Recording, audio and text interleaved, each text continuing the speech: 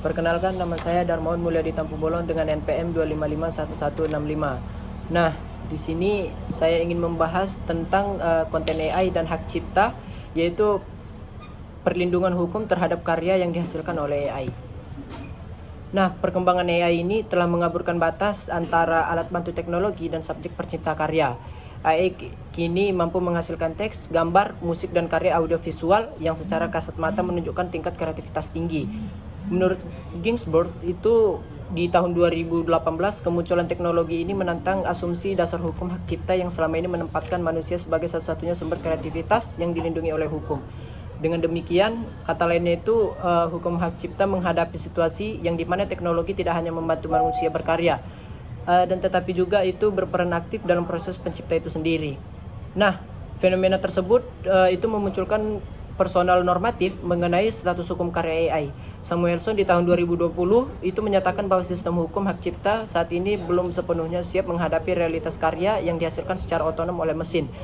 Karena konsep pencipta tersebut itu dalam hukum hak cipta secara historis selalu dikaitkan dengan kepribadiannya, kehendaknya, dan tanggung jawab oleh manusia. Nah, oleh karena itu, khususnya itu mengenai perlindungan hukum terhadap karya AI menjadi semakin relevan dalam konteks perkembangan teknologi digital global. Nah, langsung saja masuk ke pembahasan intinya. Pada pembahasan ini saya ingin menjelaskan ada 4 macam itu sudut pandang menurut para pandangan ahli. Sudut pandang yang pertama itu AI sebagai subjek kreatifnya. Russell dan Norvig itu pada tahun 2021 menjelaskan bahwa AI modern bekerja melalui pembelajaran mesin dan jaringan saraf tiruan yang memungkinkan sistem menghasilkan output baru berdasarkan pola yang dipelajarinya. Namun meskipun AI dapat menghasilkan karya yang tanpa orisinal, Bentley dan Sherman pada tahun 2014 menegaskan bahwa orisinalitas dalam hukum hak cipta bukan semata-mata soal kebaruan hasil, melainkan tentang adanya ekspresi intelektual yang berasal dari subjek hukum yang diakui. Nah, selanjutnya ada sudut pandang yang kedua itu adalah hak cipta, pencipta, dan unsur orisinalitas. Dalam doktrin klasik, hak cipta, pencipta dipahami sebagai individu yang mengekspresikan ide melalui kemampuan intelektual dan kreativitasnya. Menurut Goldstein, itu pada tahun 2019, hak cipta tidak melindungi ide atau teknologi, tetapi melindungi ekspresi kreatif yang mencerminkan kepribadian pencipta. Konsep ini sulit diterapkan pada AI, karena AI tidak memiliki kesadaran, kehendak, maupun tanggung jawab moral. Nah, selanjutnya, sudut pandang yang ketiga itu karya AI dalam perspektif hukum positif. Nah, US Copyright Office itu pada tahun 2023 secara tegas menyatakan bahwa hak cipta hanya dapat diberikan kepada karya yang dihasilkan melalui kreativitas manusia.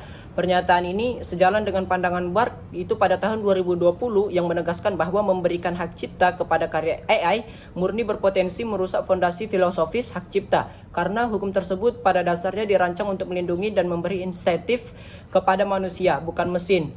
Nah, selanjutnya sudut pandang yang terakhir itu adalah pendekatan komparatif dan kritik akademik. Nah, di sini Inggris menjadi salah satu negara yang relatif progresif itu dengan mengakui karya yang dihasilkan oleh komputer. Namun, menurut Mike Cotseon itu pada tahun 2019 pendekatan ini bersifat pragmatis, akan tetapi problematis karena memindahkan status pencipta dari progres kreatif ke aspek teknis pengendalian sistem. Hal ini mudah beresiko itu mengaburkan makna kreativitas itu sendiri. Nah, itu saja yang dapat saya beritahukan, dan kesimpulannya itu adalah berdasarkan pandangan para ahli itu dan analisis normatifnya dapat disimpulkan bahwa karya AI murni masih sulit untuk ditempatkan dalam rezim hak cipta konvensional. Sebagaimana dikemukakan oleh Ginsburg itu pada tahun 2018, hukum hak cipta bukan sekedar instrumen ekonomi, melainkan juga refleksi nilai-nilai kemanusiaan dalam kreativitas. Dan oleh karena itu pembaruan hukum sebaiknya tidak hanya berfokus pada pengakuan teknologi, akan tetapi juga berlaku pada perlindungan peran manusia sebagai pusat kreativitas dan subjek hukum. Nah, itu aja, sekian, terima kasih.